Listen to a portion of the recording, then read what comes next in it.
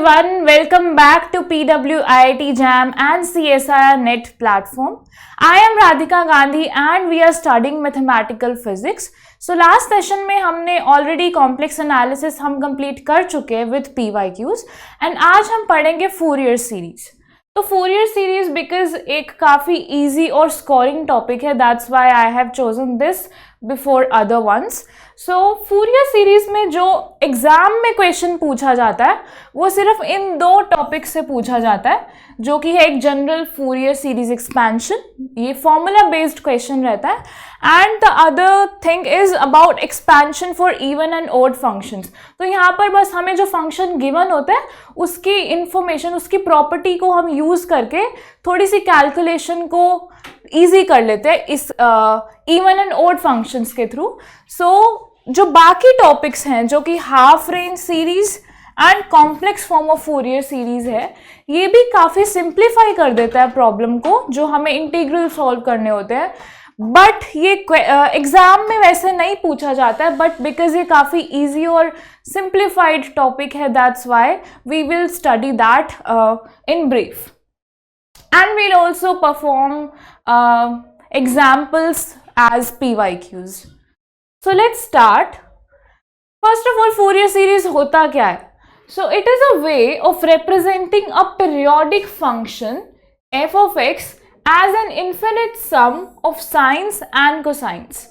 Okay, so सबसे पहले उन्होंने periodic function के बारे में बात की. तो periodic function होता क्या है?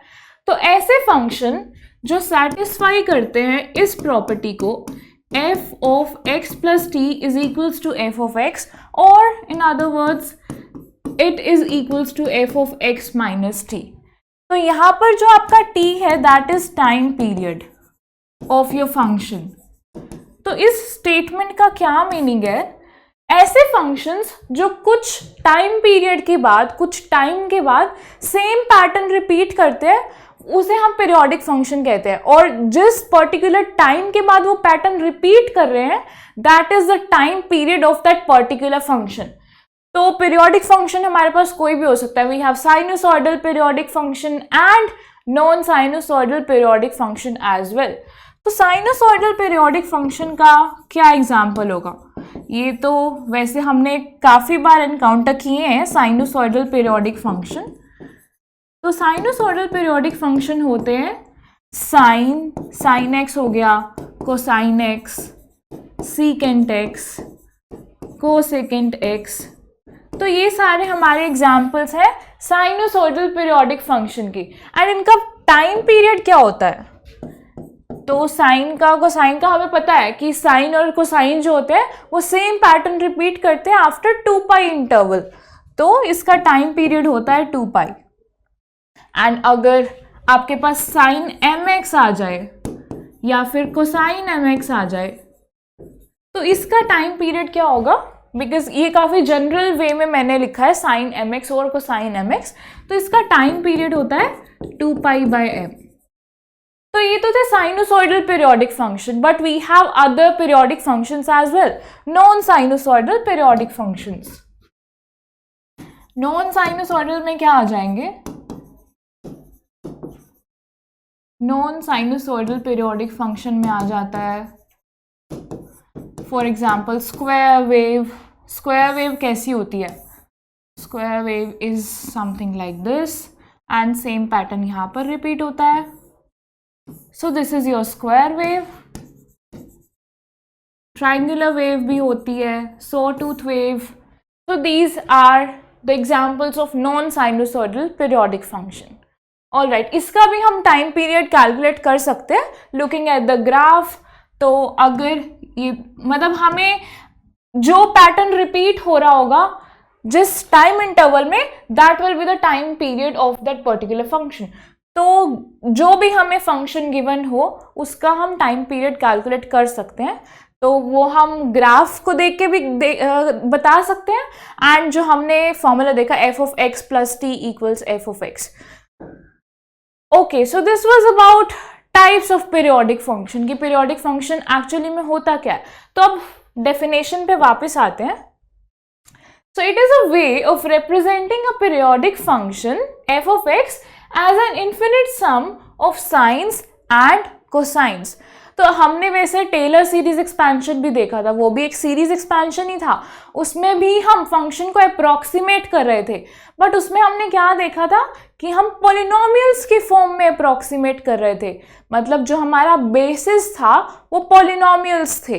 बट फूरियर सीरीज में हमारा जो बेसिस होता है, मींस जिसकी टर्म्स में हम हमारे फंक्शन को अप्रॉक्सीमेट करते हैं, वो होते हैं science and cosines.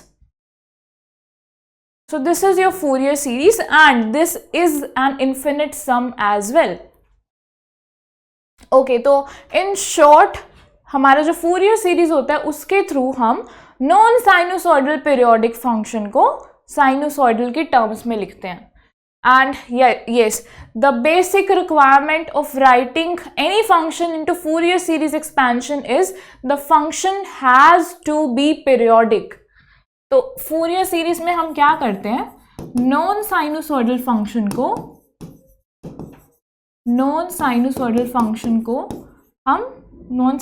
Periodic function को पीरियोडिक इज मस्ट हम साइनोसॉइडल में लिखते हैं, मींस हम साइंस और कोसाइंस की फॉर्म में लिखते हैं। तो इसका सीरीज एक्सपेंशन होता क्या है? अब जैसा कि हमने कहा कि ये एक ऐसा एक्सपेंशन है जो साइंस और कोसाइंस की टर्म में लिखते हैं, तो ये होता है हमारा general Fourier series expansion, a0/2 plus n goes from 1 to infinity an cosine 2 pi nx over b minus a plus summation n goes from 1 to infinity again bn sin 2 pi nx over b minus a। तो यहां पर मैं full range की बात कर रही हूं। Full range मतलब कि जो उसका टाइम पीरियड है ना फंक्शन का, मतलब मैं एक 1 पीरियड की बात कर रही हूं। फुल रेंज सीरीज, तो यहां पर टाइम पीरियड क्या है, जो b माइनस a है वो हमारा टाइम पीरियड रिप्रेजेंट कर रहा है। So this is a general Fourier series expansion. अब देखो यहाँ पर a0, an एंड जो bn है ये 3 कांस्टेंट टर्म्स हैं, and yes as we have shown, as we have read in the statement as well कि ये इन्फिनिट सम सीरीज होती है, मीन्स इन्फिनिट सीरीज होती है ये, जो यहाँ से हमें दिख भी रहा है कि n की वैल्यू 1 से इन्फिनिटी तक जा रही है, साइंस के लिए भी और कोसाइन टर्म्स के लिए भी। ओके, ये जो a0/2 टर्म है इसे हम कांस्टेंट टर्म भी कहते हैं या फिर डीसी टर्म, कांस्टेंट टर्म और डीसी टर्म। और ये जो an और जो bn कोएफिशिएंट्स हैं, ओके, तो हम कर क्या रहे हैं, फूरियर सीरीज एक्सपेंशन के थ्रू कोई भी हमें फंक्शन गिवन है, पीरियोडिक फंक्शन गिवन है, हम उसे साइंस और कोसाइंस के टर्म्स में लिख रहे हैं, ठीक है। अब कोसाइन और साइन अगर मैं n की वैल्यू पुट करूं, ओके, हम इसे सिंप्लीफाई करते हैं पहले। तो अगर मैं n की वैल्यूज पुट करूं, ठीक है, यहाँ पर हम फंक्शन नहीं लिखते, अगर मैं n की वैल्यू पुट करूं फॉर n इक्वल्स टू 1, मेरी ये वाली टर्म क्या होगी, it will be a1 cosine, और and if I talk about time period of 2 pi, मैं टाइम पीरियड ऑफ 2 पाई की बात कर रही हूँ, उस केस में मेरी ये वाली टर्म क्या होगी, a1 कोसाइन 2 पाई nx ओवर 2 पाई। ओके, n भी मैंने 1 लिया है ना, तो 2 पाई कैंसिल हो जाएगा एंड मेरे पास क्या आ जाएगा, a1 कोसाइन x। अगर मैं n इक्वल्स 1 पुट करती हूँ, सिमिलरली यहाँ पर क्या आ जाएगा, b1 साइन x। अगर मैं n इक्वल्स 2 पुट करूँ तो मेरी क्या टर्म्स होंगी, a2 cosine 2x and similarly यहाँ से साइन वाला भी हो जाएगा, b2 sine 2x and n goes to infinity, means हमारे पास कैसी टर्म्स आएंगी, cosine x, cosine 2x, cosine 3x up to so on, similarly for sine x, ठीक है। अब यहाँ पर हमें अगर मैं कोफिशिएंट्स की बात करूँ तो ये क्या बता रहे हैं, एक तरह से ये एज अ वेट एक्ट कर रहे हैं। वेट मतलब इस फ्रीक्वेंसी का, मतलब कोसाइन x की फ्रीक्वेंसी है कुछ, कोसाइन 2x की कुछ फ्रीक्वेंसी है, तो इस पर्टिकुलर फ्रीक्वेंसी का जो वेट है, मतलब हमारा जो फंक्शन है जिसको हमें फूरियर एक्सपैंड करना है, उस फंक्शन में कितनी amount of this much frequency is present, वो हमारे कोफिशिएंट्स बताते हैं। I am repeating it again. तो जो हमारा फंक्शन है वो मल्टीपल फ्रीक्वेंसीज से मिलके बना है, जहां पर फंडामेंटल फ्रीक्वेंसी होती है and other frequencies are integer multiples of that frequency. ये भी अभी I will tell about it shortly. But जो बेसिक कॉन्सेप्ट है वो ये है कि हमारा फंक्शन बहुत सारी फ्रीक्वेंसीज से मिलके बना होता है, एंड ये जो कोफिशिएंट्स है ये बता रहे हैं कि how much of this frequency is present in your function. Okay, अब जो हमारी फॉर n इक्वल्स टू 1 है, फॉर n इक्वल्स टू 1 हमारा ये टर्म थी कोसाइन x और साइन x, है ना। For n equals to 1 this is your fundamental frequency, this is your fundamental frequency. और जो दूसरी फ्रीक्वेंसीज होंगी वो इंटीजर मल्टीपल्स होंगी ऑफ योर फंडामेंटल फ्रीक्वेंसी। अब देखो n इक्वल्स टू 1 तो हमारी है fundamental frequency,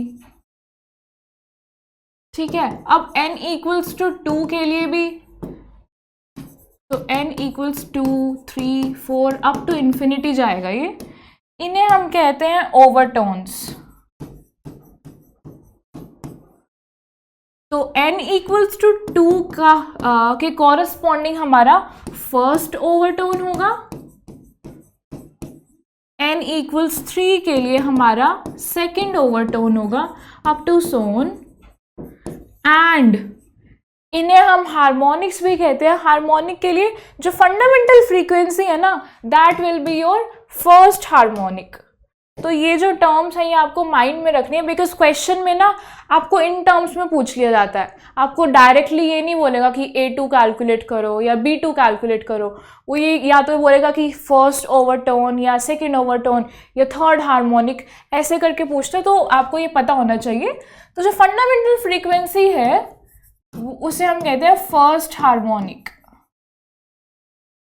and similarly for n equals to हमारा सेकेंड हार्मोनिक हो जाएगा, एंड अप टू सोन। तो मतलब हम इन्हें हार्मोनिक्स भी कहते हैं एंड ओवरटोन्स भी कहते हैं। And you just need to remember कि n इक्वल्स टू 1 जो हमारी फंडामेंटल फ्रीक्वेंसी है, that is your first harmonic, and for n equals to 2 this is your first overtone and second harmonic, ठीक है। अब ये जो हमने कॉन्स्टेंट्स देखे हैं वो होते क्या है, तो A0, AN एंड BN क्या होता है, चलो अब हम ये देखते हैं। A0 तो होता है हमारा 2 ओवर, ओके इसे हम दूसरे पेज पे करते हैं, it will be easier. So A0 होता है हमारा 2 over B minus A, limit is from A to B, f of x dx. So b minus a is your time period, and similarly an क्या होता है 2 over b minus a, limit goes from a to b, f of x cosine 2 pi n x over b minus a dx. Similarly we have bn, bn क्या होता है 2 over b minus a, limit a to b, f of x sin 2 pi nx over b minus a dx. तो ये तो है हमारे coefficients कि हम कैसे कैलकुलेट करते हैं A0, AN एंड BN। अब मुझे फिजिकल सिग्निफिकेंस भी पता है A0, AN और BN का कि ये एक्चुअली होते क्या है। मतलब यस, एज आई मेंशन कि ये फ्रीक्वेंसी का वेट बताते हैं कि how much frequency is present in your function. Okay, but अगर मैं कैलकुलेशन की बात करूं तो वैसे A0 क्या रिप्रेजेंट करेगा। देखो जो अभी मैं जो बता रही हूँ ना, ये आपके सभी जो कॉन्सेप्ट्स हैं, पॉइंटर्स हैं, ये आपके क्वेश्चन सॉल्विंग में यूज होंगे, that's why I am telling it right now. तो A0 क्या बताता है, A0 क्या है, integral of f of x है, means this is nothing but the area under graph and which curve. आपको जो टाइम पीरियड है तो लिमिट a टू b है, or a to b minus a is your time period. If I am talking about your any function which has time period 2 pi and हम interval ले रहे हैं -π to π, तो -π to π के बाद function repeat कर रहा है, तो उस केस में a नोट क्या होगा, जो भी हमारा फंक्शन है इन दैट -π to π उसका एरिया अंडर दैट कर्व होगा, that is your a note. ठीक है. सिमिलरली an को भी हम उस तरीके से पिक्चराइज कर सकते हैं, बट यहाँ पर जो फंक्शन होगा that is multiplied by cosine component, and similarly bn के लिए your function is multiplied by sine component and area under that function which is multiplied by sine curve, that will be your bn. Okay, let's move on. अब हमने देख लिया है कि a naught, an और bn कैसे calculate करते हैं. Means these are just simple formulas. इसके बेसिस पे हम क्वेश्चंस भी करेंगे. बट बिफोर दैट हम हर फंक्शन को फूरियर एक्सपैंड नहीं कर सकते. देयर आर सम कंडीशंस जो सेटिस्फाई होनी चाहिए, तभी हम किसी फंक्शन को फूरियर एक्सपैंड कर पाएंगे, and those are given by Dirichlet conditions. तो डिरिचलेट कंडीशंस जब सेटिस्फाई होंगी, कोई फंक्शन अगर सेटिस्फाई कर रहा होगा, तो ही हम उसका फूरियर सीरीज एक्सपेंशन लिख पाएंगे. तो first and foremost condition was कि आपका फंक्शन पीरियोडिक होना चाहिए. वो तो हमने स्टेटमेंट से ही देख लिया था. तो बाकी कंडीशंस देख लेते हैं क्या होती है. So the first one is the function should be defined and single valued at all points within the given interval. अब ये जो हम conditions की बात कर रहे हैं ना, वो हम एक particular time period के ऊपर बताएंगे, because बाकी तो function repeat ही हो रहा है ना. तो अगर time period में, एक particular time period में ये conditions follow हो रही हैं, तो of course पूरे function में at other times also वो satisfy करेगा. तो हम सभी कंडीशंस में गिवन इंटरवल की बात करेंगे, जो कि हम टाइम पीरियड को ले रहे हैं. तो हमारा फंक्शन जो है ऑफ कोर्स डिफाइंड तो होना ही चाहिए. अगर ब्लो अप हो गया, इन्फिनिटी आ गया, तो हम एक्सपैंड कैसे करेंगे. And single valued. Okay, next is the function may have a finite number of discontinuities in one period. Okay, तो इसको समझते हैं पहले. फंक्शन में have a finite number of discontinuities. आपका फंक्शन जरूरी नहीं है कि हमेशा कॉन्टिन्यूस ही होगा, उसमें डिसकंटिन्यूटीज होंगी, चलेगा, लेकिन जो डिसकंटिन्यूटीज हैं वो फाइनाइट अमाउंट की होनी चाहिए. ये नहीं कि आपका फंक्शन पूरा इन्फिनिटी डिसकंटिन्यूटी है फिर वापस आ रहा है. इस फंक्शन का आप फूरियर एक्सपेंशन नहीं कर पाओगे. And the discontinuities must be finite. So this is the second thing. अगर मैं स्क्वायर फंक्शन की, स्क्वायर वेव की बात करूं, for example, so this is your square wave, this is your square wave. ऐसी होती है हमारी स्क्वायर वेव. अब क्या हम इस स्क्वायर वेव का फूरियर सीरीज एक्सपेंशन लिख सकते हैं? हमें कैसे पता चलेगा कि इस फंक्शन का हम फूरियर सीरीज एक्सपेंशन लिख सकते हैं कि नहीं? इस फंक्शन को डिरिचलेट कंडीशंस फॉलो करनी होंगी. तो फर्स्ट वन तो ठीक है, yes function is defined and single value, that is fine. Second जो पॉइंट है उसके लिए ये एग्जाम्पल यूज किया जाता है स्क्वायर वेव का, बिकॉज इस फंक्शन में यू हैव डिसकंटिन्यूटीज. तो अगर मैं x इक्वल्स टू 0 की बात करूँ, यहाँ पर हमारी डिसकंटिन्यूटी है. सो x इज 0 यहाँ पर and x is equals to, okay, so your f of x is equals to 1 here. So discontinuity है, जंप है हमारे फंक्शन में, बट जो डिसकंटिन्यूटी है ना वो फाइनाइट अमाउंट की है, ये इन्फिनिटी पे नहीं जा रहा, ये फाइनाइट अमाउंट की डिसकंटिन्यूटी है. ठीक है, फाइनाइट नंबर ऑफ डिसकंटिन्यूटीज है क्या मेरे एक इंटरवल में? तो अगर मैं यहां से यहां तक मेरा टाइम पीरियड लेती हूँ, फ्रॉम हेयर टू हेयर, तो मेरी कितनी डिसकंटिन्यूटीज है? एक तो मेरी डिसकंटिन्यूटी है यहाँ पर इसी पॉइंट पे, यस, एक डिसकंटिन्यूटी है इस पॉइंट पे, एक डिसकंटिन्यूटी है इस पॉइंट पे. तो मेरे पास yes finite number of discontinuities है. और इस केस में अगर मैं -1 to 1 की बात कर रही हूँ, जस्ट फॉर एग्जाम्पल, अगर मैं मेरा टाइम पीरियड -1 to 1 ले रही हूँ, इसमें मेरे पास 3 डिसकॉन्टिन्यूटीज हैं, which is a finite number and the amount of discontinuity is also finite. So this function follows the Dirichlet condition, the second Dirichlet condition. Okay. Next condition क्या है? The function may have finite number of maxima or minima or both within the given interval. तो function के पास कुछ भी finite number of extremas हो सकते हैं. The thing is, the number should be finite. And the last condition is the integral over a period must be less than infinity. तो जो भी हम इंटीग्रल कैलकुलेट करते हैं हमारे फंक्शन का, that should be less than infinity. And we are talking about a given interval, which is we are taking time period from A to B. ये जो इंटीग्रल है that should be less than infinity. This makes sense, right? The integral over a period must be less than infinity. So ये conditions अगर follow होंगी तभी हम Fourier series expansion लिख पाएंगे किसी भी function का. And on the top of all these, function should be periodic. Okay. अब हम आते हैं Fourier series expansion for even and odd functions.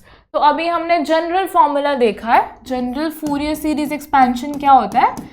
f of x is a0 by 2 plus summation n goes from 1 to infinity an cosine 2 pi nx over b minus a plus summation n again goes from 1 to infinity bn sine 2 pi nx over b minus a. So ये हमारा general Fourier series expansion का formula होता है जहां पर हमें पता है a0 क्या है, an क्या है, bn क्या है. ठीक है. अब हम क्या कर रहे हैं, अगर मुझे फंक्शन के बारे में एक्स्ट्रा प्रॉपर्टी पता है तो हम उसे कैसे यूज कर सकते हैं हमारी कैलकुलेशन के लिए, वो देखेंगे. तो there are two conditions. Your function can be even और ऑड, और it can be nothing. There is a third case जिसमें आपको नहीं पता कि आपका फंक्शन इवन है कि ऑड है. वो भी, उसके लिए तो हमें जनरल ही मेथड फॉलो करना होता है जहां पर हमें explicitly a0, an and bn calculate करना होता है.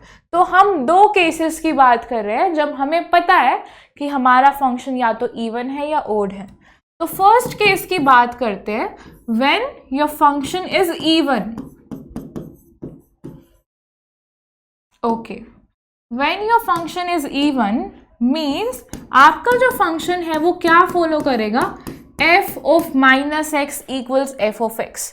अगर आपका फंक्शन ये प्रॉपर्टी सेटिस्फाई कर रहा है देन वी से your function is an even function. And one more thing, because हमारा जो कभी कभी क्वेश्चन आता है वो थोड़ा कॉम्प्लिकेटेड फंक्शन भी आ सकता है. तो अगर मैं ग्राफ को देख के क्या बता दूं, ऐसा भी हो सकता है ना कि मैं डायरेक्टली ग्राफ को देख के बता दूं कि मेरा फंक्शन इवन है या ओड है. उससे इजी थिंग क्या हो जाएगी मुझे कैलकुलेशन में, तो जो आपका फंक्शन है अगर मैं उसे उसका ग्राफ प्लॉट करती हूँ, that will B symmetric about y axis. तो अगर आपका ग्राफ फंक्शन का सिमेट्रिक है y एक्सिस के अबाउट, देन यू से your function is an even function. ठीक है, ये तो हमारे फंक्शन की प्रॉपर्टी हो गई. अब मैं इससे मेरी प्रॉब्लम को सिंप्लीफाई कैसे करूंगी वो देखते हैं. ठीक है, अब a0 क्या था हमारा, it was 2 over b minus a. तो अब हम ऐसा केस ले लेते हैं कि मेरा टाइम पीरियड 2 पाई है एंड ओके, तो b माइनस a की जगह हम डायरेक्टली लिख देंगे 2 pi and my limit goes from a to b f of x dx. a0 यही था हमारा, तो a to b okay, a to b मैंने लिख दिया. And when I am taking the limit, अगर मैं टाइम इंटरवल 2 पाई ले रही हूँ, so it will be from -π to π और फ्रॉम 0 to 2 पाई. तो a0 का क्या वैल्यू आ जाएगा, 2 से 2 cancel, it will be 1 over pi, limit goes from -π to π f of x dx. अब अगर मैं इसको तोड़ के लिखूँ, स्प्लिट करके लिखूँ लिमिट्स को, एक लिमिट मैं ले लूँ -π to 0 और दूसरी ले लूँ फ्रॉम 0 to π. बिकॉज मेरा फंक्शन एक इवन फंक्शन है, तो हमें ये इंटीग्रल की प्रॉपर्टी पता है कि I can write this as if I just perform the integration from 0 to pi and if I multiply this integral by 2, I'll get the same thing. So हम a note को ऐसे लिख सकते हैं. This is one thing. an और bn क्या होंगे for an even function? an क्या था मेरा? 2 over b minus a. b minus a is 2 pi. Limits are from minus pi to pi. f of x cosine 2 pi nx over b minus a is 2 pi dx. ठीक है, अब इसमें हम use करेंगे हमारा इवन फंक्शन की property. So 1 by pi minus pi to pi f x cosine n x d x. अब देखो हमारा फंक्शन इवन है, हमें पता है कोसाइन भी एक इवन फंक्शन है, तो एज अ होल ये जो फंक्शन होगा ये एक इवन फंक्शन की तरह ही एक्ट करेगा. तो again I will apply the property of integral. तो if I just multiply this by 2, अगर मैं बस यहाँ पर 2 से मल्टीप्लाई कर दूँ and limits from 0 to pi, it will be the same thing f of x cosine n x d x. ठीक है, ये मेरी आ गई ए एन की वैल्यू. बी एन क्या होगा? बी एन क्या होता है? बी एन क्या होता है हमारा? So 1 over pi, because 2 cancel out हो जाएगा, minus pi to pi f of x sine n x आ जाएगा इधर. अब देखो हमारा फंक्शन तो इवन है बट साइन एन एक्स एक ओड फंक्शन है, तो एज अ होल ये जो फंक्शन है ये ओड फंक्शन की तरह एक्ट करेगा. एंड हमें इंटीग्रल की प्रॉपर्टी पता है, दिस विल गिव यू 0. तो अगर मुझे पता है ना कि मेरा फंक्शन इवन है, तो आपको बी एन कैलकुलेट करने की जरूरत ही नहीं है. You just have to calculate a naught and a n. आपका एक टास्क तो रिड्यूस हो गया. बट अगर आपका फंक्शन ओड है, second case is when your function is odd. अगर मेरा फंक्शन ओड होगा तो क्या प्रॉपर्टी फॉलो करेगा फंक्शन कि f of minus x will be equal to minus f of x. In other words, अगर आपका फंक्शन ये प्रॉपर्टी सेटिस्फाई कर रहा है, मीन्स आपका फंक्शन एक ऑड फंक्शन है. एंड अगर मैं ग्राफिकल फंक्शन, मतलब अगर मैं ग्राफ की बात करूं, तो ये जो फंक्शन है that will B anti symmetric. ठीक है, इसको हम ऐसे ही देखते हैं. आपके पास कोई फंक्शन है, x पॉजिटिव के लिए कोई पैटर्न फॉलो कर रहा है, पॉजिटिव x के लिए कोई पैटर्न फॉलो कर रहा है. अगर मैं माइनस एक्स की बात करूं and your function is minus, अगर मैं माइनस एक्स की बात करूं, वो माइनस दे रहा है, तो वो आपका कौन से क्वाड्रेंट में लाई करेगा? फर्स्ट में. अगर आपका रेगुलर कोई फंक्शन है, तो अगर आपका फंक्शन ओड है तो वो यहाँ पर लाई करेगा, बिकॉज माइनस आ रहा है, तो आपका x for negative of x minus of f of x यहीं पर आएगा. ये माइनस एफ ऑफ एक्स हो जाएगा और ये एफ ऑफ एक्स है, and this is your x positive x and this is your negative x. तो ओड फंक्शन के केस में आपका जो फंक्शन होता है वो फर्स्ट क्वाड्रेंट में होता है और थर्ड क्वाड्रेंट में होता है, और हम कह सकते हैं कि एंटी सिमेट्रिक होता है. ओके, तो अगर आपका कोई ग्राफ इस टाइप का आ जाए, जो कि हम शायद एग्जाम्पल में देखेंगे, तो उससे आपको ज़्यादा क्लियर हो जाएगा कि ओड फंक्शन का ग्राफ दिखता कैसे है एक्चुअली. ठीक है, अब अगेन हमें फूरियर सीरीज एक्सपेंशन पता है, हमें कोफिशिएंट्स निकालने हैं a naught, a n and b n. तो ए नोट क्या होता है? A naught is your 1 over pi. I am taking the time period as 2 pi, तो 2 कैंसिल हो जाएगा, minus pi to pi f of x d x. अब मेरा function odd है, मुझे पता है ये इंटीग्रल डायरेक्टली 0 हो जाएगा. ठीक है, ए एन क्या होगा? A n is again 1 over pi minus pi to pi f of x cosine n x d x. अब मेरा ए एन क्या होगा? एफ ऑफ एक्स ओड है, मुझे पता है, कोसाइन एन एक्स इवन है, तो एज अ होल ये जो फंक्शन है ये ओड होगा, तो ये इंटीग्रल 0 हो जाएगा. बी एन भी देख लेते हैं। बी एन क्या होगा, 1/पाई minus pi to pi f x sine n x d x. अब मेरा फंक्शन भी ओड है और साइन भी ओड है, तो एज अ होल ये एक इवन फंक्शन बन जाएगा। तो इस केस में ये जो इंटीग्रल होगा वो क्या हो जाएगा, 2/पाई limit goes from 0 to pi f x sine n x d x. तो जब हमारा फंक्शन ओड है मुझे क्या कैलकुलेट करना होगा, बस बी एन की वैल्यू कैलकुलेट करनी होगी एंड ए नॉट और ए एन जो होंगे वो 0 होंगे। ए नॉट और ए एन मेरे 0 होंगे एंड बी एन मुझे कैलकुलेट करना होगा। This will be your b n. Similarly अगर मैं इवन फंक्शन की बात करूं, इवन फंक्शन में क्या होगा, हमारा बी एन 0 होगा, ए एन ऐसे कैलकुलेट करेंगे हम। सिमिलरली a0 क्या आया था, ये था हमारा a0। अब देखो टास्क कितना रिड्यूस हो जाएगा, आप फंक्शन को देखते ही बता दोगे। अगर आपका फंक्शन इवन या ओड होगा आप डायरेक्टली ये प्रॉपर्टी यूज करोगे। Very easy to calculate integrals now. ठीक है, इस पे बेस्ड क्वेश्चंस कर लेते हैं बिकॉज एग्जाम में इसी के बेसिस पे क्वेश्चन आता है। मतलब अगर आपको जनरल एक्सपेंशन पता है फूरियर सीरीज का एंड आपको पता है, आपको डिफरेंशिएट करना आता है कि हमारा फंक्शन इवन है कि ओड है, you are good to solve any problem which is asked from Fourier series। ठीक है, तो ये एक एग्जाम्पल है, ये PYQ नहीं है बिकॉज एक जनरल एग्जाम्पल लेना भी इम्पॉर्टेंट है जस्ट फॉर प्रैक्टिस। तो हमें कोई फंक्शन गिवन है, ओके पहले हम इसे प्लॉट करके देख लेते हैं। ठीक है, मेरा फंक्शन क्या है, -1 फ्रॉम -पाई टू पाई/2। दिस इज योर पाई/2, let's say this is pi and here this is -पाई/2 and -पाई। ठीक है, अब क्या गिवन है मेरा फंक्शन, -1 from -पाई to -पाई/2। ओके, -1 here, -पाई/2 से पाई/2 के बीच में 0 है, 0 एंड ओके ये थोड़ा ऊपर बन गया है, 0 from -पाई/2 to पाई/2 and 1 from पाई/2 to x।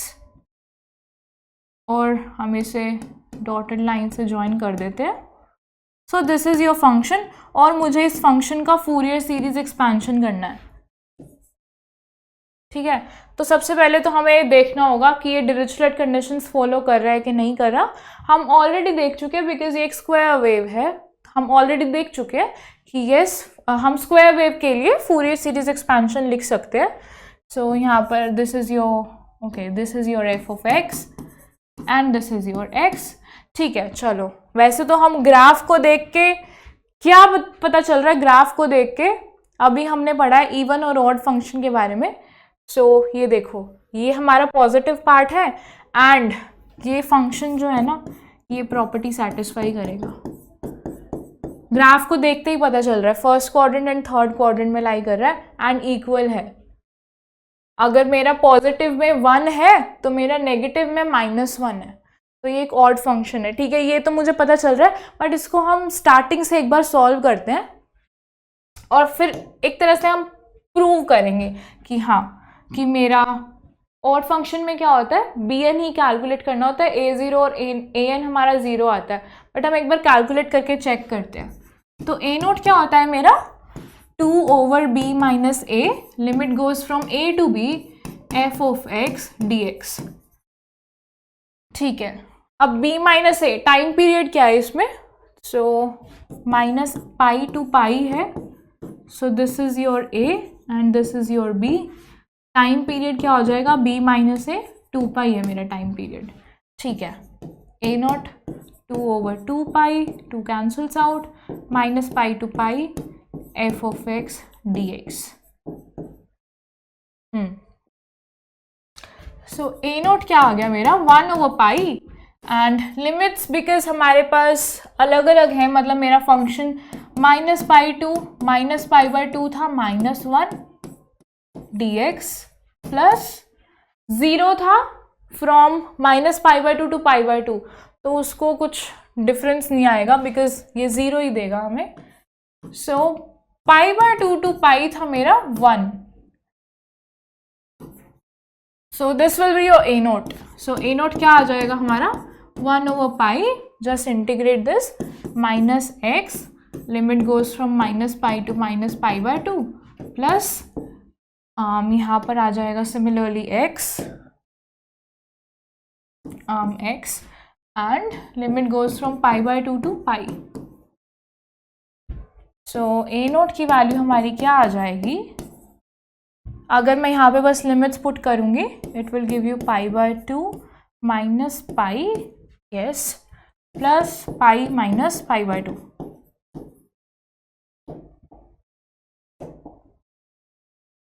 Okay, so this cancels out. तो ए नोट की वैल्यू तो मेरी 0 आ गई, जो कि हमने देखा था ग्राफ के थ्रू, हमने देखा था ना कि ए नोट और ए एन 0 आएगा. ए नोट तो 0 आ गई. अब ए एन के लिए भी चेक करते हैं. ए एन क्या था मेरा, सिमिलरली 2/b माइनस ए, 2/2π फ्रॉम -π to pi f of x cosine nx, because मेरा b minus a is 2π, 2π cancel हो जाएगा, cosine nx dx. So 1/π, similarly limit split from -π to -π/2, -1 था, so this will be minus cosine nx dx. And 0 हो जाएगा from -π/2 to π/2 and from π/2 to π क्या था 1, so this will be positive of cosine nx dx. ठीक है, अब हमें बस इंटीग्रेट करना है एंड लिमिट्स पुट करनी है. तो माइनस को साइन एन एक्स का इंटीग्रल क्या हो जाएगा, sine n x over n, and minus का and limits from -π to -π/2 plus cosine n x again, sine n x over n, limits from π/2 to π. ठीक है, तो यहाँ से क्या आ जाएगा, इंटीग्रेट लिमिट पुट करने के बाद, तो 1/n as it is minus sine n x, and अगर मैं -π/2 लिमिट पुट करती हूँ, यहाँ से मेरा आ जाएगा साइन n π/2, बिकॉज ये -π/2 है तो माइनस माइनस प्लस हो जाएगा. एंड अगर मैं पाई प्लग करूँगी तो साइन n पाई तो 0 ही होता है, so I am not writing that because वो डायरेक्टली 0 हो जाएगा. अगर मैं यहाँ पर सेम केस लिमिट पुट करूँ, क्या आएगा मेरे पास, sine n pi will be 0 again and minus 1/n sine n π/2. Yes, so ये cancel out and this is 0. जैसा कि हमने सोचा था, ऑड फंक्शन के केस में an 0 आता है एंड an 0 आ भी रहा है. तो अब हम bn कैलकुलेट कर लेते हैं. bn क्या होता है, 2/2π, limit goes from -π to pi, f of x sin nx dx. Let's see bn क्या आता है. अभी हम ऑड इवन वाली प्रॉपर्टी हमने यूज नहीं की है, ये जस्ट प्रैक्टिस के लिए है, एंड हमने देखा है रिजल्ट मैच कर रहा है अगर मैं प्रॉपर्टी यूज भी करती हूँ ऑड फंक्शन की. So again splitting the limits, -π to -π/2, function was -1, तो minus sine n x d x. Okay, 0 put करने की जरूरत नहीं है, तो limit from π/2 to pi sine n x d x. All right, अब हमें बस इंटीग्रेट करना है और लिमिट पुट करनी है. फूरियर सीरीज में बस हमें यही करना होगा, बस इंटीग्रेट एंड लिमिट. ओके, तो माइनस साइन का हो जाएगा cosine n x over n, limit is from -π to -π/2 plus sine n x का करेंगे, it will give you minus cosine n x over n, limit goes from π/2 to pi. Okay, अब क्या आ जाएगा हमारे पास, हमें बस लिमिट पुट करनी है. n मैं बाहर ले लेती हूँ, सो 1/n पाई आ गया बाहर. Cosine n x, cosine n pi by two, okay, minus cosine n pi, because cosine minus sine को एब्जॉर्ब कर लेते हैं, मैंने बस वही यूज किया यहाँ पर, minus cosine n pi plus cosine n pi by two. Let's see यहाँ से क्या आ रहा है। यस, कुछ कैंसिल नहीं हो रहा, तो मेरी बी एन की वैल्यू क्या आ रही है, 1/n पाई, क्या था हमारे पास, 2 cosine n pi by two, 2 cosine n pi by two minus 2 cosine n pi.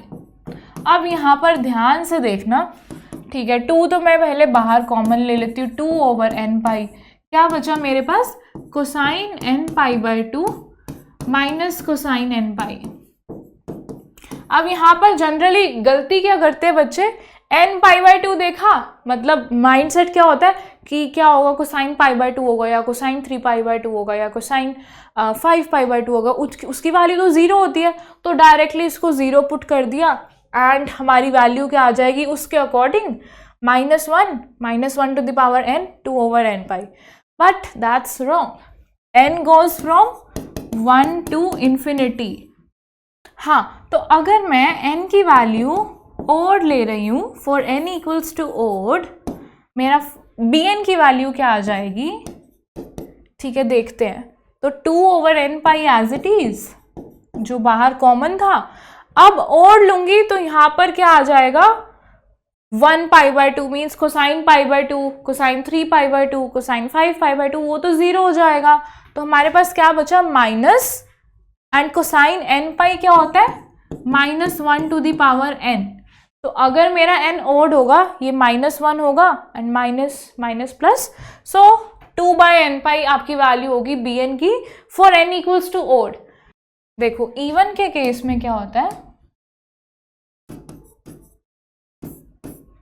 Even के केस में a नोट और an तो हम कैलकुलेट करते हैं, और bn not equals to 0 and bn equals to 0 होता है इवन के केस में। तो मेरा फूरियर सीरीज एक्सपेंशन क्या होता है, जो कि जनरल में a नोट भी होता है, an भी होता है, bn भी होता है ना, बट इवन फंक्शन के केस में हमारा bn 0 होता है, तो मेरा एक्सपेंशन कितना होगा, a naught by 2, n goes from 1 to infinity, an cosine nx. Yes, this will be your Fourier series expansion for even function, and when your time period is 2 pi, because 2 pi cancel out करके लिखा है मैंने। And जब हमारा function odd होगा तब क्या होगा मेरा Fourier series expansion, ओके, तो a नोट और an तो मेरा 0 होता है and bn is not equals to 0 for odd function. तो मेरा Fourier सीरीज एक्सपेंशन क्या हो जाएगा, it will be just bn वाली जो साइन टर्म्स होंगी सिर्फ वही होंगी, तो n goes from 1 to infinity bn sine nx, सिर्फ साइन टर्म्स होंगी ओड के केस में, और इवन के केस में you will have a constant term and cosine terms. तो हमारा पर इस क्वेश्चन में हमने जनरल फूरियर सीरीज एक्सपेंशन लेके चला था एंड हमने इवन और ओड की प्रॉपर्टी को भी सेटिस्फाई किया है ये फंक्शन, बिकॉज मेरा ओड फंक्शन था, तो इस केस में मेरा फूरियर सीरीज सिर्फ ये आई है जो कि प्रूव हो गया है। Okay, so next question is, so this is a PYQ and it was asked in 2017, ठीक है। So what we are asked is find the ratio of the Fourier coefficients of the first and third harmonic. जैसा मैंने पहले mention किया था कि question में या तो हार्मोनिक की टर्म्स में पूछता है या ओवरटोन्स की टर्म्स में पूछता है, तो यहाँ पर उन्होंने बोला है हार्मोनिक की टर्म्स में। अब हमें पता है कि इन्होंने क्या बोला है, फर्स्ट और थर्ड हार्मोनिक, तो मुझे क्या निकालना होगा, फॉर n इक्वल्स टू 1 मेरा फर्स्ट हार्मोनिक होता है, यस, एंड थर्ड हार्मोनिक क्या होता है, for n equals 3 that is your third harmonic, ठीक है। अब मुझे a नोट तो नहीं निकालना, ये तो ठीक है, या तो मुझे a1 और a3 निकालना है या फिर b1 और b3 निकालना है, ठीक है। फंक्शन क्या गिवन है, क्या हम फंक्शन को देख के बता सकते हैं कि मेरा फंक्शन इवन है कि ऑड है? अगर मुझे पता चल जाएगा मेरा फंक्शन इवन है या ऑड है, और सिंप्लीफाई हो जाएगी प्रॉब्लम। ठीक है, देखते हैं। फ्रॉम -π to 0 हमारा जो फंक्शन है, this is -π and this is pi, this is 0। -π to 0 के केस में दिस इज 0, ओके, एंड 0 से पाई के बीच में this is 1. This is a unit step function. This is neither even neither odd, right? You can't say anything. तो हमें calculate करके ही देखना पड़ेगा। ठीक है, तो पहले हम an देख लेते हैं। an क्या होता है? 2/b minus a from a to b fx cosine 2 pi nx over b minus a dx। ये होता है मेरी an की वैल्यू। अब टाइम पीरियड क्या है इस फंक्शन में? -π to π का इंटरवल गिवन है, तो टाइम पीरियड इज 2π, तो 2 से 2 कैंसिल हो जाएगा, 1/π limit from -π to π fx cosine nx because 2π cancels out dx। ठीक है, this will be your an। अब देखो, ठीक है, an was your 1/π। अब लिमिट्स हमारी स्प्लिट हो जाएंगी बिकॉज -π to 0 के केस में तो आपका फंक्शन 0 है, कोई जरूरत नहीं है लिखने की। Limit will be from 0 to π and your function is 1। 0 to π 1 cosine nx dx। ठीक है, ये है मेरी an की value 1/π। Directly integrate cosine nx, that will be just sin nx over n and limit from 0 to π। ठीक है, ओ very easy. sin nπ हम plug करेंगे, sin nπ भी 0, sin 0 भी 0, दिस इज 0, तो an तो 0 आ गए। अब हम bn देखते हैं, bn क्या होगा? bn क्या होता है हमारा? Similarly 2/b minus a, time period 2π था, and from -π to π fx sin nx dx। Again हमारा फंक्शन फ्रॉम -π to 0 0 था, कोई जरूरत नहीं है लिखने की, 1/π limit from 0 to π fx is 1 from 0 to π sin nx dx। बस मुझे अब ये कैलकुलेट करना है। Okay, so your bn is 1/π, sine को इंटीग्रेट करेंगे, you will get minus cosine nx over n with limit 0 to π। all right, क्या आ रहा है यहाँ से? -1/n, लिमिट प्लग करेंगे, cosine nπ minus cosine 0 is just 1, directly plug the value 1, तो 1/π -1/n cosine nπ is -1 to the power n -1। This is your value of bn। अब मुझे क्या बताना था? First harmonic and third harmonic, तो just plug the value n equals 1। तो जब मैं n equals 1 पुट करूंगी, मीन्स b1 क्या आ जाएगा मेरा? 1/π माइनस एंड यस -1 -1, ये आ गया मेरा 2/π आ गया। ठीक है, माइनस माइनस प्लस हो जाएगा, और n equals 2 के केस में, सॉरी n equals 3 के लिए बताना था हमें, तो b3 क्या आ जाएगा? Same 1/π -1/3 and again n is your odd, तो माइनस ही देगा, -2। सो b3 की वैल्यू क्या आ जाएगी? 2/3π। अब मुझे इसका रेशो बताना था, है ना, तो रेशो क्या आ जाएगा? अगर मैं b1/b3 करूंगी, b1/b3 2/π over, so this is just 3, so your answer is just 3:1। इस क्वेश्चन में क्या यूज हुआ है? Simple Fourier series expansion use हुआ है। इसमें इवन ऑड का कुछ कॉन्सेप्ट यूज नहीं हुआ है बिकॉज हमें पता ही नहीं था कि फंक्शन इवन है या ओड है। तो हमने एक्सप्लिसिटली कैलकुलेट किया है an and bn। a0 calculate करने की कोई ज़रूरत नहीं थी बिकॉज हमें क्वेश्चन में हार्मोनिक्स पूछा था, एंड हार्मोनिक क्या होता है, या तो corresponding to n equals 1 that is your first harmonic, for n equals 3 that is your third harmonic. And अगर मैं ओवरटोन्स के टर्म्स में बात करूं तो आपका जो n इक्वल्स टू 3 होता है वो सेकेंड ओवरटोन होता है, एंड फर्स्ट ओवरटोन क्या होता है, corresponding to n equals to 2। Okay, so your answer is 3:1. B1 over B3 is 3:1. Moving on. All right. Next question was asked in 2021. ठीक है, चलो ये देखते हैं. So in the Fourier series expansion of two functions, हमारे पास दो function given है, ठीक है, एक f1 है और एक f2 है. In the interval -t/2 to +t/2, the Fourier coefficient an and bn, an and bn are coefficients of cosine n omega t and sin n omega t respectively satisfy. ठीक है, हमें ये बताना है एक तरह से, ठीक है, ऑप्शंस में हमें क्या गिवन है, an और bn की वैल्यूज बता रखी है फॉर f1 एंड f2, ठीक है. तो हम डायरेक्टली फंक्शंस उठाते हैं और उनके लिए an और bn कैलकुलेट करके देखते हैं, जो ऑप्शन मैच करेगा that will be the right one.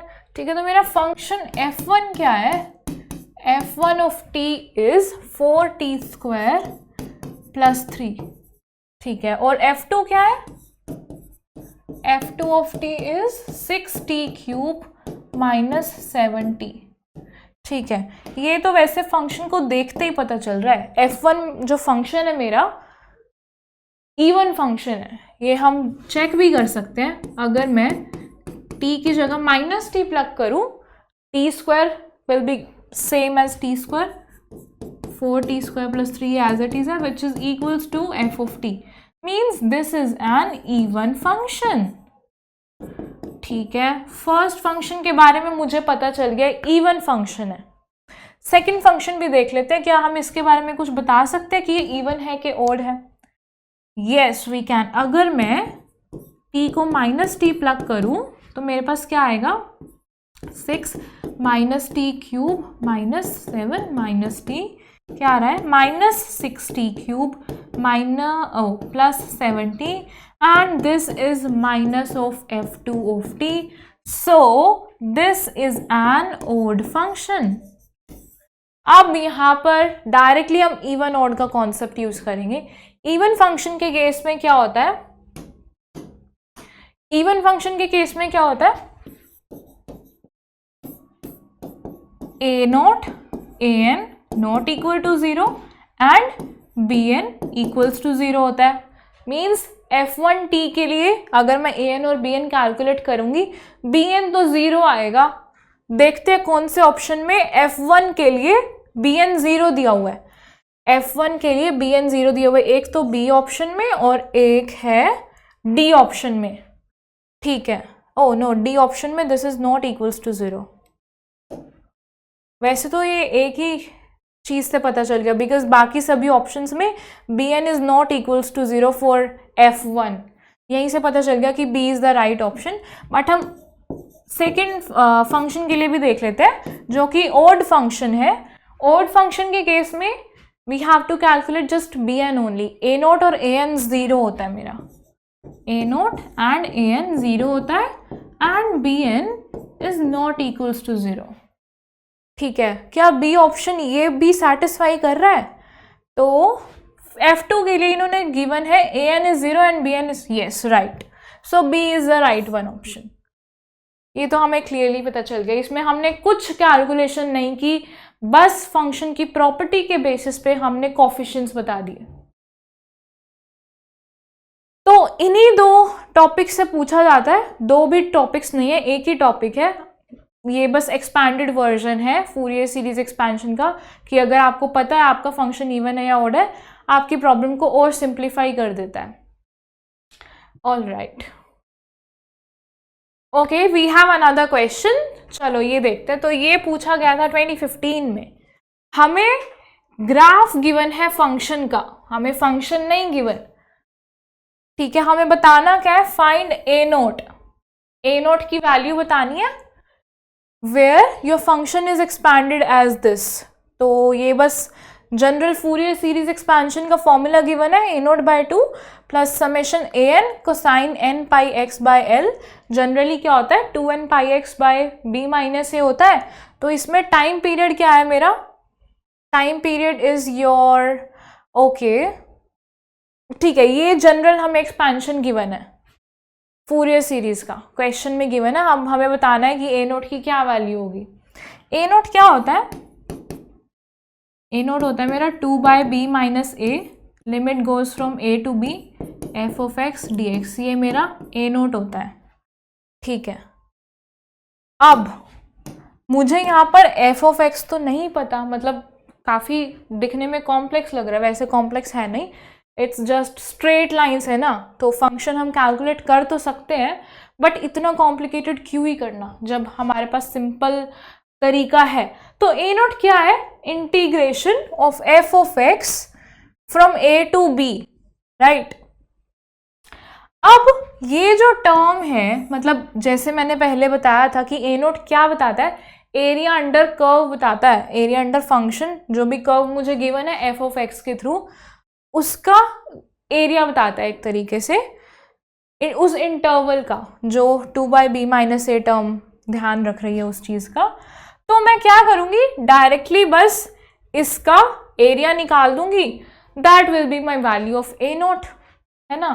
तो यहाँ पर b माइनस ए क्या होगा, तो हमें गिवन है, देखो वैसे ये जो फंक्शन है ना ये रिपीट कर रहा है, रिपीट कौन से इंटरवल को रिपीट कर रहा है, फ्रॉम 0 to 2 एक ट्राइंगल था, सेम पैटर्न है फ्रॉम -2 to 0 और from you can say from 0 to -2। तो इसमें जो मेरा टाइम पीरियड है दैट इज फ्रॉम 0 to 2, और in other words you can say your time period is from, yes your time period is from 0 to 2। तो मैं क्या करूँगी, 2 by b minus a is 2 and from 0 to 2 F of x d x. तो ये तो cancel हो गया, ठीक है। तो मेरा एरिया अंडर ग्राफ जो है वो, बिकॉज एक ट्राइंगल है तो ट्राइंगल का एरिया क्या होता है, half into base into height, बस हम वही अप्लाई करेंगे and you will get your answer.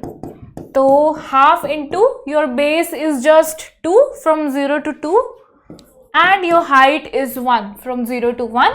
तो ये क्या आ गया, 2 कैंसल्स आउट 1, तो आपकी ए नोट की वैल्यू 1 है। So the correct option will be C is the correct option. Your A note is just 1. ठीक है, अब इस क्वेश्चन में हमने फंक्शन को लेकर एक्सप्लिसिटली सॉल्व नहीं किया, हमने डायरेक्ट एरिया अंडर ग्राफ निकाला है। तो हमको पता होना चाहिए कि ए नोट, ए एन और बी एन क्या रिप्रेजेंट करता है। ठीक है, लेट्स मूव ऑन। ओके, सो इससे पहले तक जो हमने किया है, जो कि बेसिकली 2 ही चीज़ें हमने पढ़ी हैं, एक general Fourier series expansion and even and odd functions के लिए फूरियर सीरीज एक्सपेंशन क्या होता है वो देखा है। उसी के बेसिस पे क्वेश्चन आता है एग्जाम में, बट बिकॉज काफ़ी सिंपल है हाफ रेंज फूरियर सीरीज भी, एंड जो भी हम करेंगे Parseval's relation and complex form काफ़ी ईजी है, that's why I am just briefing these topics to you. चलो देखते हैं कि हाफ रेंज फूरियर सीरीज क्या होता है। देखो, हाफ रेंज फूरियर सीरीज में you have 2 types of half range series. So one is half range sine series, half range sine series, and the other one is half range cosine series.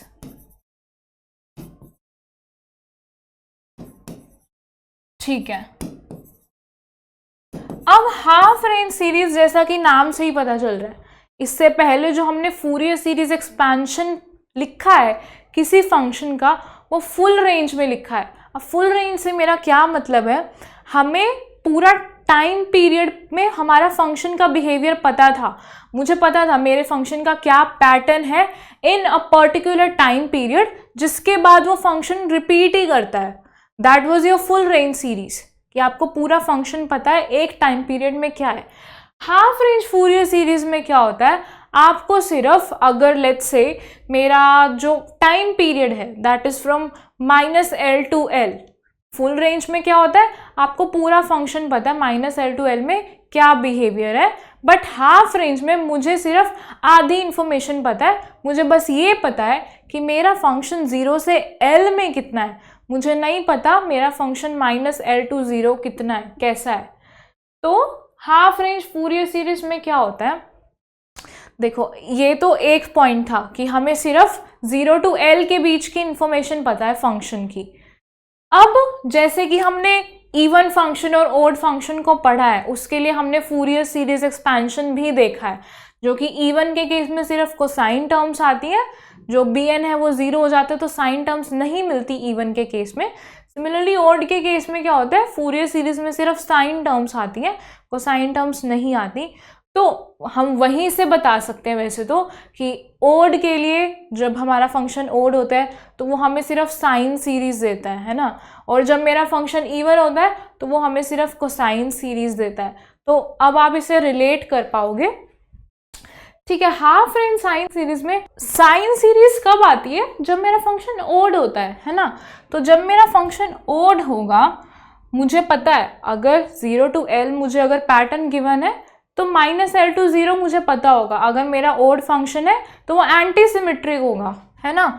तो इस case में मेरा जो Fourier series expansion होगा वो क्या होगा, उसमें सिर्फ साइन टर्म्स होंगी, that will B bn sin n pi x over L।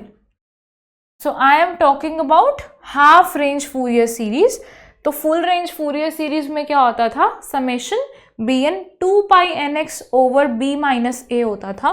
तो अगर मैं b minus a के टर्म्स में ही बात करूं तो यहाँ पर n pi x over b minus a आ जाएगा, where n goes from 1 to infinity। So this is your half range sine series। Similarly half range cosine series में क्या होगा, इसमें आपका कोसाइन वाली टर्म आ जाएगी। तो एक्सपेंशन क्या होगा, f of x a0 by 2 a0 over 2 plus summation over n goes from 1 to infinity an cosine n pi x over b minus a। full range में I am repeating it again, full range में you have 2 pi nx over b minus a, half range में you have n pi x over b minus a। तो अगर हमें जो function given है वो 0 to L given है या फिर 0 to पाई गिवन है, let's say 0 to L given है, फ्रॉम 0 to L हमें फंक्शन गिवन है, तो मेरा एक्सपेंशन क्या हो जाएगा, a0 by 2 plus summation over n an cosine n pi x by L, n pi x by L। And similarly for half range sine series क्या हो जाएगा, expansion n summation over n bn sine n pi x over n। ठीक है, ये तो है मेरा Fourier series expansion. But coefficients क्या होंगे, कोफिशिएंट्स वही होंगे जो हमने इवन और ओड के केस में जब निकाले थे, हमने जब इवन और ओड की प्रॉपर्टी यूज करी थी फंक्शन की, सेम वही कोफिशिएंट्स होंगे। एक बार देख लेते हैं दोबारा, ठीक है। तो मेरा हम पहले साइन सीरीज की बात कर रहे थे, हाँ। तो साइन सीरीज के केस में मेरे कोफिशिएंट्स क्या होंगे, a0 और an तो मेरा 0 ही था, bn देखना था ना हमें, तो bn 2 over b minus a from a to b and f of x sin, अब n pi x by l आएगा, n pi x by l dx। तो यहाँ पर मुझे अगर मैं बात करी हूँ कि अगर मुझे फंक्शन गिवन है फ्रॉम 0 to L, तो मेरा bn क्या हो जाएगा, 2 over L from 0 to L, limit is from 0 to L fx sin n pi x by L dx। And अगर मैं बात करूँ, आपको फंक्शन गिवन है फ्रॉम 0 to पाई, उस केस में क्या हो जाएगा, 0 to पाई के केस में अगर हमें फंक्शन गिवन है तो bn will be 2 by pi limit from 0 to pi fx, because pi pi cancels out, तो साइन n x dx। अब देखो ये जो फॉर्मूला है ये सेम नहीं है जब हमने ओड फंक्शन के केस में कैलकुलेट किया था। सेम ही है, यहाँ से एक बार कंफर्म कर लेते हैं। जब हमने ओड फंक्शन देखा था, यस ओड फंक्शन जब हमने देखा था यहाँ पर, तो मेरी bn की वैल्यू क्या आ रही थी, an 0 था। ओके ये क्वेश्चन था हमारा। हाँ, तो मेरी bn की वैल्यू क्या आ रही थी ओड फंक्शन के केस में, it was 2/π limit goes from 0 to π f of x sin nx dx। And similarly हमारी यहां से आ रही है, it's the same thing. Similarly हम कोसाइन सीरीज के लिए भी देख लेते हैं। कोसाइन सीरीज के लिए आई am talking about half range cosine series, and similarly यहाँ पर भी this is half range sine series. Alright, ठीक है, तो हाफ रेंज कोसाइन सीरीज का देखते हैं। तो a नोट क्या था हमारा, 2/b - a, limit is from a to b f(x) dx, यही था। अब अगर मैं बात करूँ 0 to π मुझे पता है फंक्शन, तो a नोट क्या हो जाएगा, 2/π from 0 to π f(x) dx। And even function के केस में भी यही वैल्यू आई थी a नोट की। सिमिलरली an क्या होगा, 2/b - a will be pi, because I am talking about your function. जब आपको 0 to π के बीच में आपका फंक्शन गिवन है, limit from 0 to π f(x) cosine n(πx/b - a), b - a is pi cancels out, nx dx। ये भी सेम नहीं है जब हमने इवन फंक्शन के केस में निकाला था। तो this is your half range cosine series. And जब मैं इसका अगेन फूरियर सीरीज एक्सपेंशन लिखूंगी, बिकॉज bn तो 0 होता है, तो मेरा फूरियर सीरीज एक्सपेंशन में सिर्फ कोसाइन टर्म्स आएंगी, constant a0/2 plus summation an cosine nx, where summation is on n goes from 1 to infinity, an की वैल्यू ये है, and bn was 0। सिमिलरली यहाँ पर a नोट और an यस 0 थे, हमने ऑलरेडी बता दिया है। And Fourier series expansion I am writing it again, क्या होगा, हाफ रेंज साइन सीरीज के केस में summation over n bn sine nx। So this was your half range series. Full range अब हमने देख लिया है, हाफ रेंज भी देख लिया है। So now we have Parseval's relation. Parseval's relation क्या होता है, ठीक है, पासिव, ठीक है, पहले हम बात करते हैं फुल रेंज के लिए। तो इसमें फुल रेंज और हाफ रेंज दोनों के लिए डिफरेंट फॉर्मूलाज है Parseval's relation. For full range series, अगर मेरे पास जो फंक्शन है जिसका मुझे फूरियर सीरीज एक्सपेंशन करना है, if I take square of this function and if I integrate from -l to l let's say dx, तो क्या आएगा, this will be your l a0/2 plus summation a0² sorry summation on n an² plus bn²। So this is your Parseval's relation for full range series।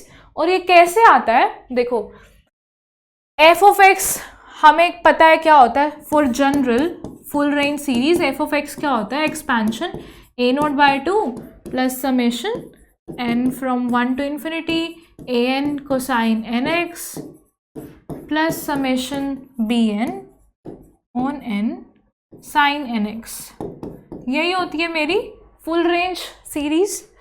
तो इसको आप एक मान लो, इसे आप मान लो a एंड इसे आप मान लो b, and you take square of these two, because हमें क्या कैलकुलेट करना है, f of x का स्क्वायर कैलकुलेट करना है ना। तो हम इसमें a + b² लगाते हैं, जहाँ पर a is your constant term and b is your this term, and when you solve this and integrate you get this Parseval's relation which is for full range series यहाँ पर. Similarly हमारे पास Parseval's relation half range के लिए भी होता है. तो half range के लिए क्या हो जाएगा, हाफ रेंज के लिए हमारे पास दो केसेस होंगे, है ना. तो we have sine series, half range sine series के लिए देखते हैं पहले. हाफ रेंज साइन सीरीज, उसके लिए Parseval's रिलेशन क्या होगा. So you take your function square and integrate from 0 to L because this is half range series not full range. So ये हमें देगा L/2 and because we are talking about sine series, तो जब हम उसका Fourier series expansion perform करते हैं उसमें सिर्फ हमारे पास sin terms बचती हैं because Fourier series expansion क्या आता है, summation bn sin nx. So this will be just summation over n bn square. This is your half range sine series Parseval's relation. And Parseval's relation for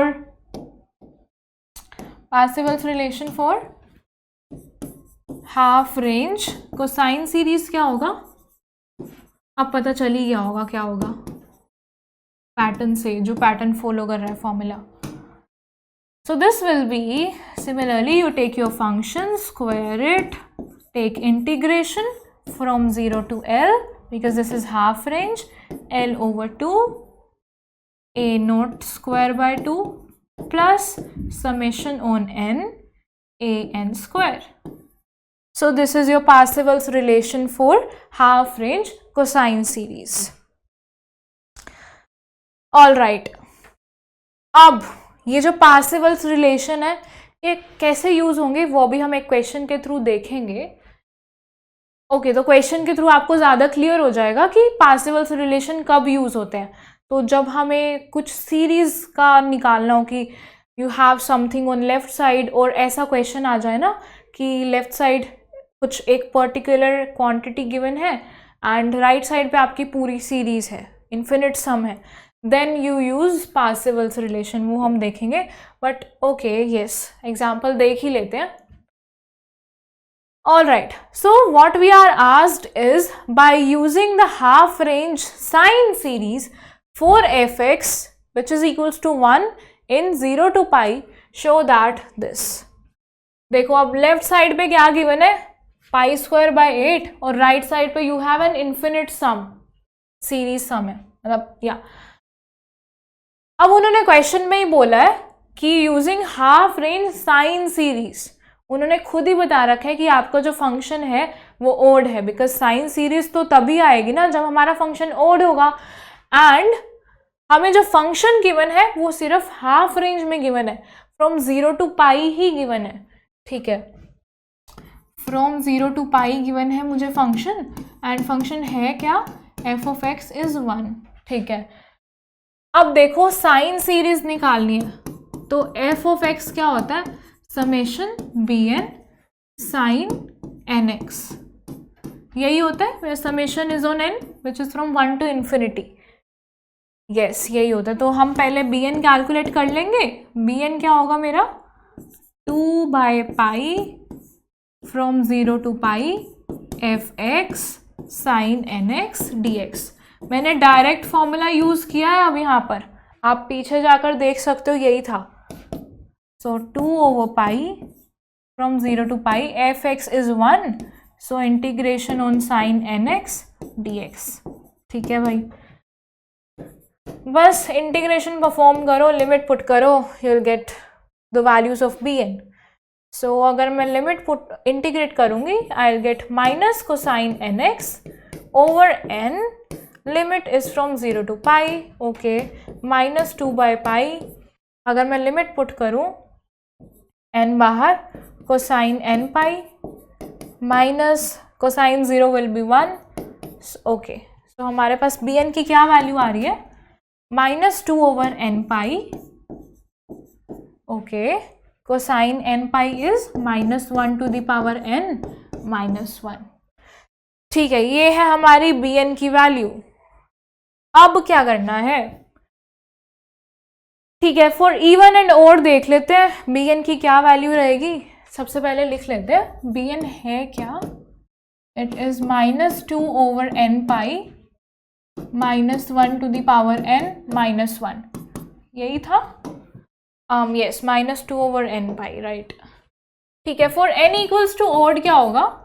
for n equals odd तो b n क्या हो जाएगा -2/, ठीक है, n कुछ odd value होगी, -1, yes, यहाँ पर -2 आ जाएगा. सो दिस इज जस्ट 4/n⁻. ठीक है, फॉर n इक्वल्स इवन क्या होगा.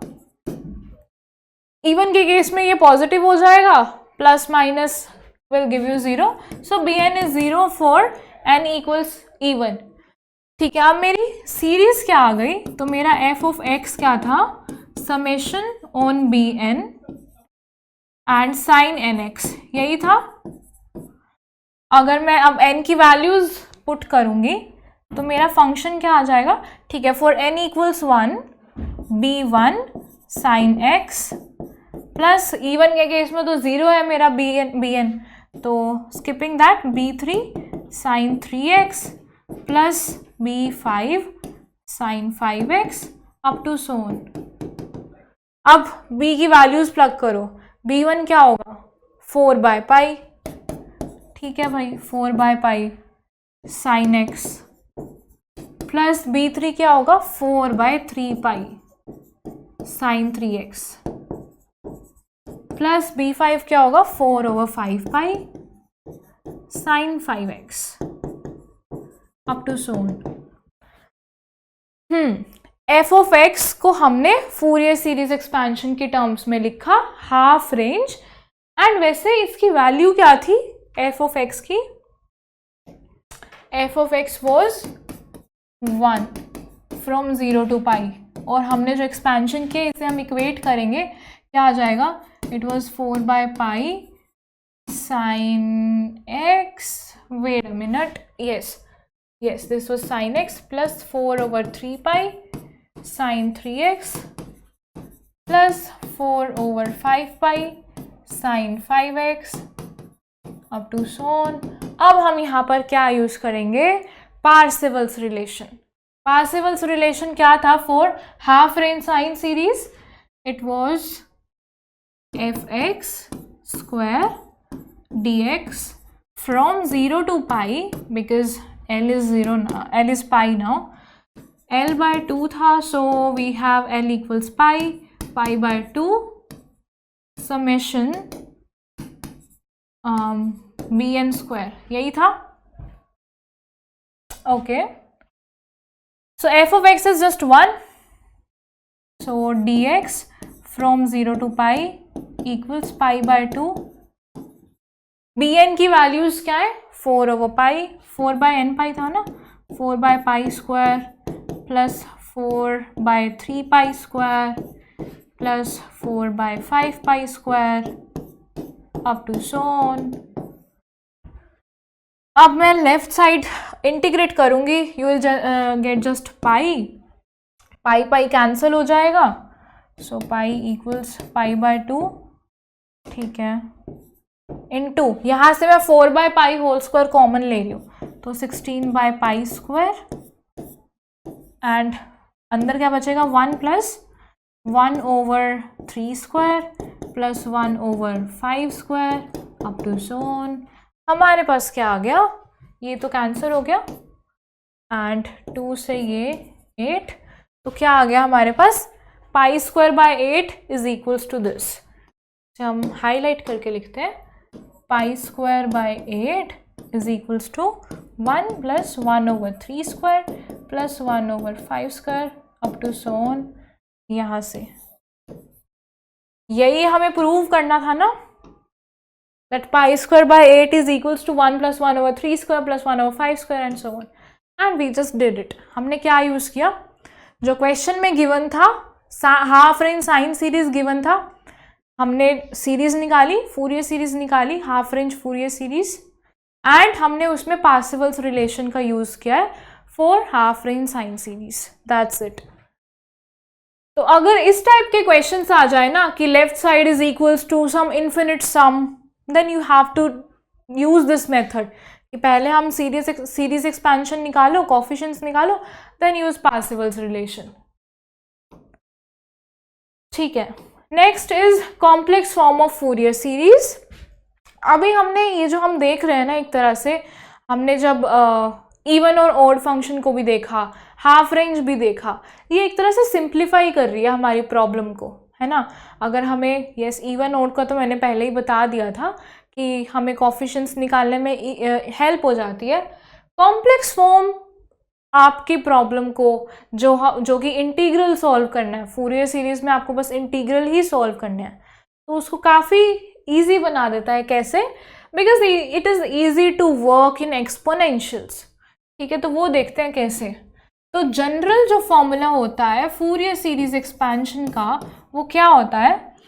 सो your f of x is a0/2 plus summation over n an cosine 2πnx over b minus a plus summation bn sine 2πnx over b minus a।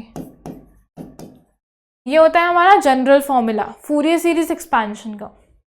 अब देखो, इसमें हमारे पास cosine term है and sine term है, और हमें अच्छे से पता है कोसाइन और साइन को मैं एक्सपोनेंशियल्स में कैसे लिख सकती हूँ। कैसे लिखते हैं? पहले तो एक्सपोनेंशियल का ही एक्सप्रेशन देखते हैं। e to the power i theta को कैसे लिखते हैं? Cosine theta plus i sine theta, है ना। और कोसाइन थीटा को क्या फॉर्मूला होता है in exponentials? 1/2 e to the power i theta plus e to the power minus i theta. This is your cosine theta. और साइन थीटा क्या होता है? 1/2i e to the i theta minus e to the power minus i theta. This is how you write cosine theta and sine theta in terms of exponentials. अब complex form of Fourier series यहीं से आती है। क्या plug करो?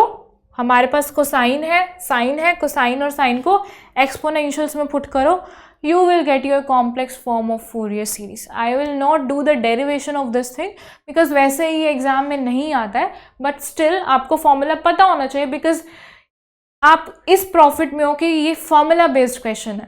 तो आपको अगर डायरेक्टली फॉर्मूला पता होगा, डायरेक्ट सीरीज एक्सपेंशन पता होगा, कोफिशिएंट्स का फॉर्मूला पता होगा, आपको कुछ ज़्यादा कॉन्सेप्ट, कुछ दिमाग यूज़ करने की ज़रूरत ही नहीं है। तो complex form of Fourier series का